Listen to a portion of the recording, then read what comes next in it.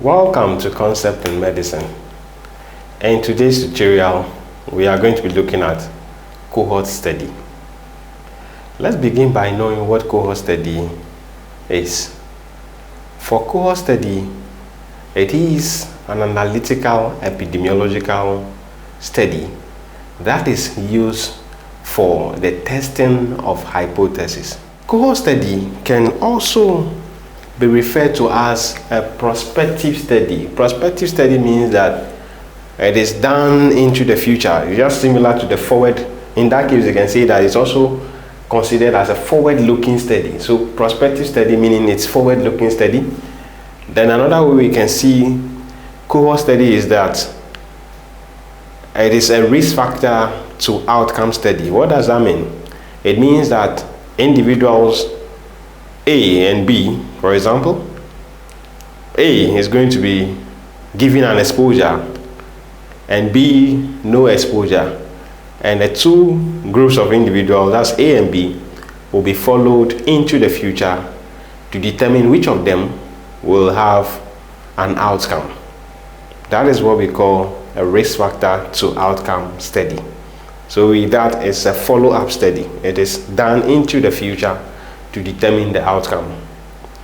It can also be known as what? A cause to effect study, meaning again, we are exposing a set of individuals to a particular risk and another group not to the risk, and both of them are monitored to determine the effect of that risk on this set of individuals in the future. So because of that, we can also say that a cohort study is also referred to as a cause to effect study. The next one is exposure to outcome, which I already explained with regards to individuals A and B, A being exposed, B not being exposed, and both groups are studied into the future or followed up into the future to determine which of them will have an outcome, which of them would have an outcome, which will be the disease, or which could be a protective risk factor or a protective factor in the case that the disease will not develop. Whichever way it is, there is going to be exposure. Then the next one, we are saying that it's also an incidence study, meaning cohort study can be used to estimate the incident. It can be used to find incident. It can provide incidence. It can be used to determine the incidence of a disease. Then it's a follow-up study, which we said already that is prospective in nature. It is prospective in nature. Now, for cohort study, the unit of the study is the individual. The unit of the study is the individual. Now, let's look at a scenario of the cohort study. So we take individual A and B. Individual A is given aspirin. Individual B is not given aspirin, is given a placebo. And both individuals are monitored into the future to determine which among them would develop an acute coronary syndrome. That becomes what? A cohort study. Meaning that in cohort study, exposure is already known, but the outcome is not known. What we are trying to find out is the outcome. All right, let's move ahead. So it means that for cohort study, the exposure is what is in hand. Exposure is already known and is what we are depending on to have the outcome, which is not available. Exposure is available, outcome is not available. That's what we are saying, that it's an exposure to outcome study. We have the exposure, we are here to get the outcome. So with that, we are going to look into the future to determine who among them would have the condition. That's the outcome. But depending on the type, the understanding may change a bit. For example, the types of cohort study, we have what we call the current cohort study, also known as the concurrent cohort study.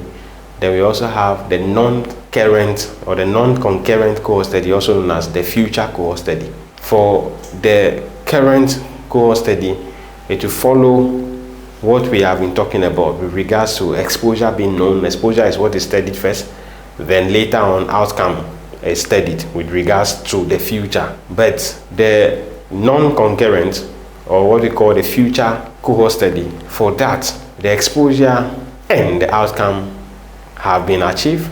The primary focus is going to be the exposure. So those who have been exposed, then later the outcome is studied. So for the non-concurrent, or what we call the future cohort study, both the exposure and the outcome have what occurred. Just that the primary point of study is going to be the exposure. All right, let's move ahead and look at the advantages and the disadvantages of cohort study.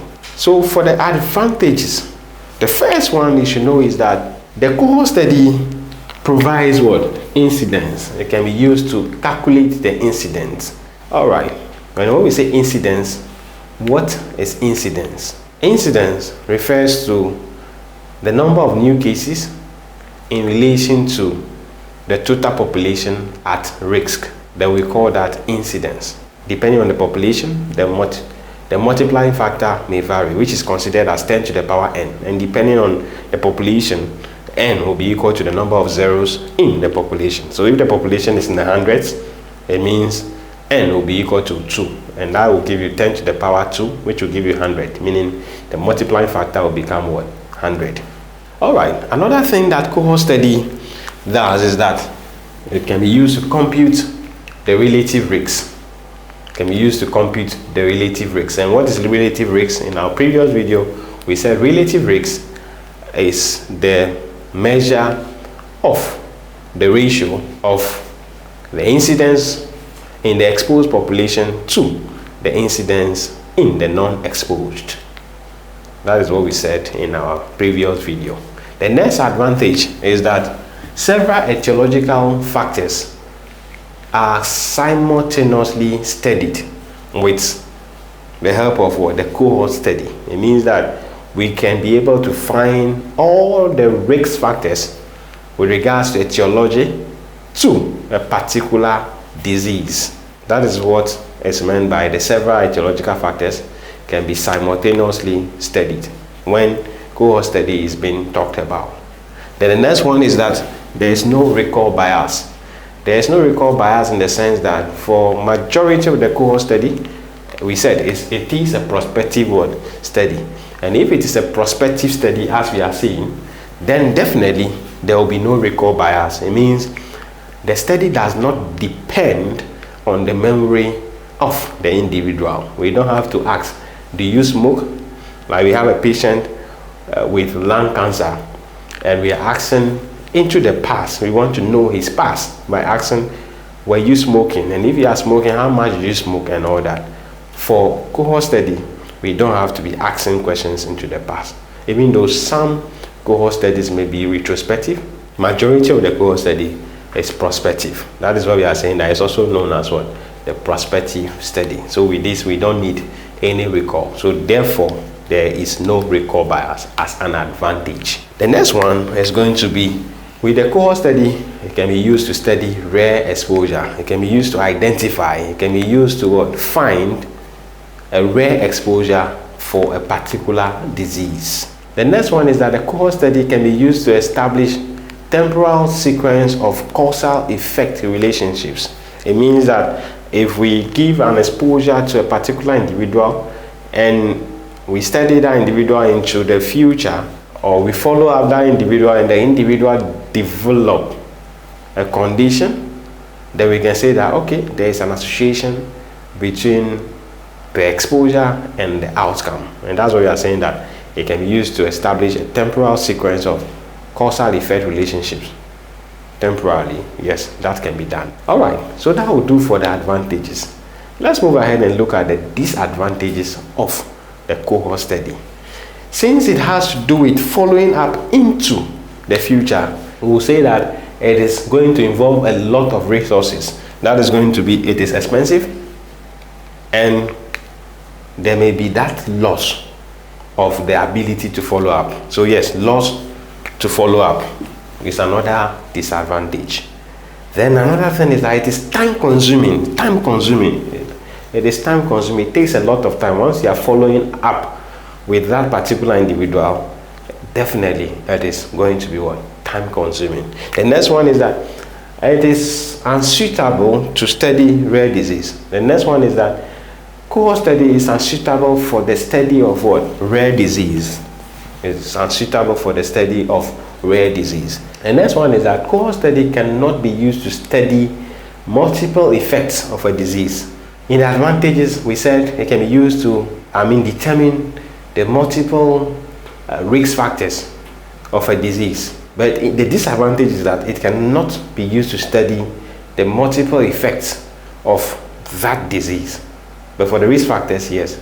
But the effect of the disease, no.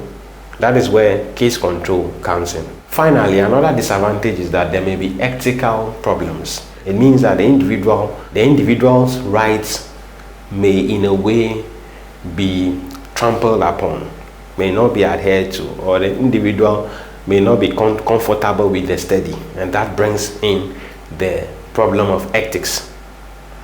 All right, finally, before we end the session, for cohort study to be able to establish the strength of association, the following parameters are used.